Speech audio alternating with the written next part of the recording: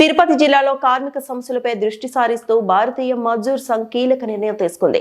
ఫిబ్రవరి 25న నిజాం దినంగా నిర్వహిస్తూ కార్మిక హక్కుల పరిరక్షణ కోసం దేశవ్యాప్తంగా కార్యక్రమాలు చేపట్టనున్నట్లు ప్రకటించింది. భారతీయ మజ్దూర్ సంఘ్ తిరుపతి జిల్లా కమిటీ ఆధ్వర్యంలో ఫిబ్రవరి 25న నిజాం దినంను నిర్వహించనున్నారు. ఈ సందర్భంగా కార్మికులపై కేంద్ర రాష్ట్ర ప్రభుత్వాలు అనుసరిస్తున్న విధానాలను వ్యతిరేకిస్తూ కార్మిక సమస్యలపై అవగాహన కార్యక్రమాలు చేపట్టనున్నారు. ఇందులో భాగంగా కార్మిక చట్టాల్లో మార్పులు, కార్మిక భద్రత, ఉద్యోగ స్థిరత్వం, వేతనాల పెంపు వంటి అంశాలపై డిమాండ్ చేయనున్నారు. అలాగే ఈపీఎస్ 95 పెన్షన్లను కనీసం 7,500కు పెంచాలని, ఎన్టీసీ, హెచ్ఈసీ, ఐటీఐ, హెచ్ఎంటీ వంటి ప్రభుత్వ రంగ సంస్థలను పరిరక్షించాలని బీఎంఎస్ కోరుతోంది. ఈఎస్ఐ, ఈపీఎఫ్ సమస్యల పరిష్కారం, కాంట్రాక్ట్ కార్మికులకు సమాన వేతనం, ఉద్యోగ భద్రత కల్పించాలనే డిమాండ్లతో ఈ కార్యక్రమం నిర్వహించనున్నారు. కార్మికుల హక్కుల సాధన కోసం ఈ నిజాం దినం కార్యక్రమాన్ని విజయవంతం చేయాలని బీఎంఎస్ నాయకులు పిలుపునిచ్చారు.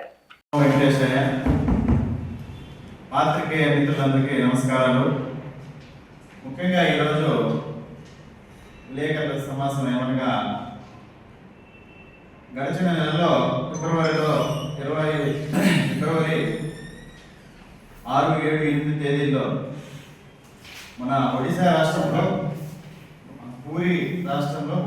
ఒడిశా రాష్ట్రం జగన్నాథ్ పూరిలో 6, 7, 8 తేదీలో నిర్వహించిన అఖిల భారతీయ మజ్దూర్ సంఘ్ బిఎంఎస్ దేశవ్యాప్తంగా నిర్వహించిన సభ మేర 21వ కాన్ఫరెన్స్ లో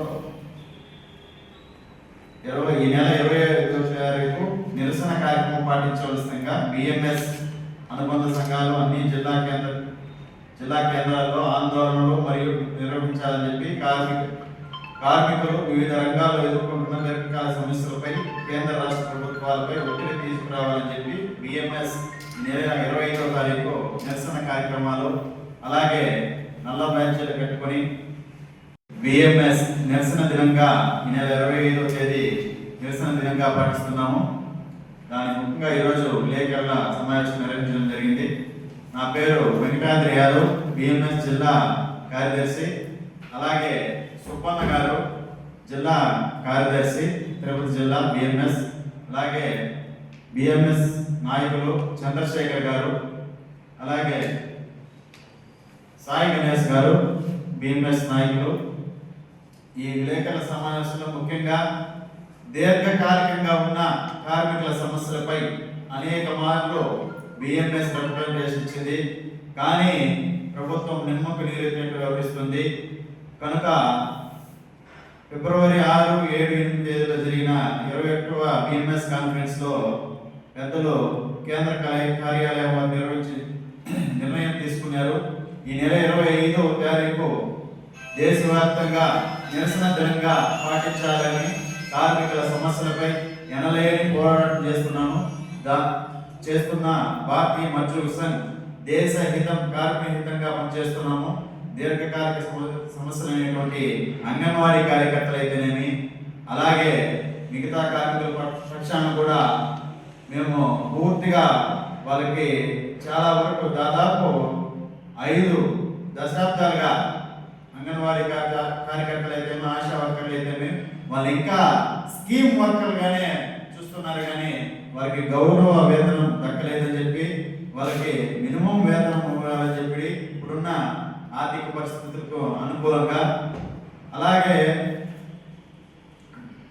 బిఎంఎస్ అభిప్రాయం మధ్యాహ్న భోజన కార్మికులకు, ఆశా వర్కర్లకు లక్షల్లో తక్కువ గౌరవ వేతనాలు కొనసాగుతున్నారు. 5 దశాబ్దాల సేవానంతరం కూడా అంగన్వాడీ కార్యకర్తలు కేవలం స్కీమ్ వర్కర్లుగానే పరిగణించబడుతుంది.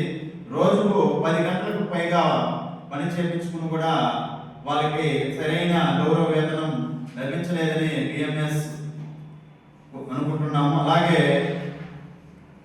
అనేక రాష్ట్రాలు, కేంద్ర ప్రభుత్వంలో ఉన్నటువంటి కొన్ని సంస్థలు ఎన్టీసీ బిల్లులు అయితేమి కరోనా కాలం నుంచి కేవలం 50% వేతనాలు పొందుతున్నారు. ఇప్పుడైతే దాదాపు 10 నెలలుగా వాళ్ళు పూర్తిగా జీతాలు గడియలేని పరిస్థితి ఉంది. అలాగే రాంచీలో హెచ్ఈసీ ఉద్యోగులకు 32 నెలలుగా జీతాలు అందడం లేదు.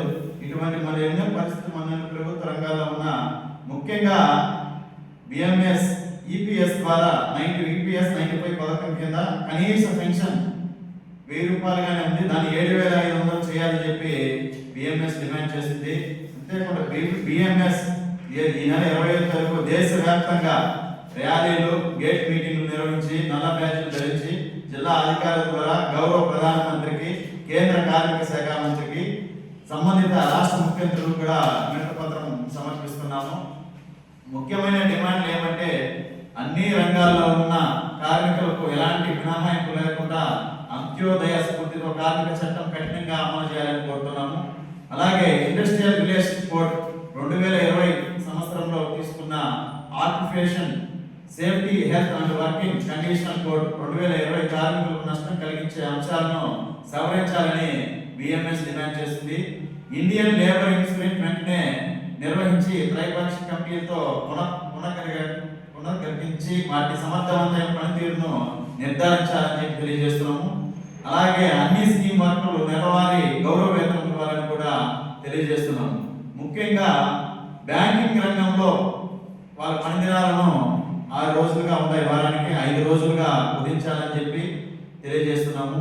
తర్వాత డీటెయిల్స్ మా సహ కార్యదర్శి సుబ్బన్న గారు relationship 2020 occupation safety, health and working కోడ్ను కార్మికులకు నష్టం కలిగించే దాన్ని సవరించాలని చెప్పి, అదేవిధంగా అన్ని స్కీమ్ వర్కర్లకు నెలవారీగా గౌరవ వేతనం ఇవ్వాలని చెప్పి, ఈపీఎస్ 95 కింద పెన్షన్ స్కీమ్ 1000 రూపాయల నుండి 7500 పెంచాలని చెప్పి తెలియజేస్తున్నాము.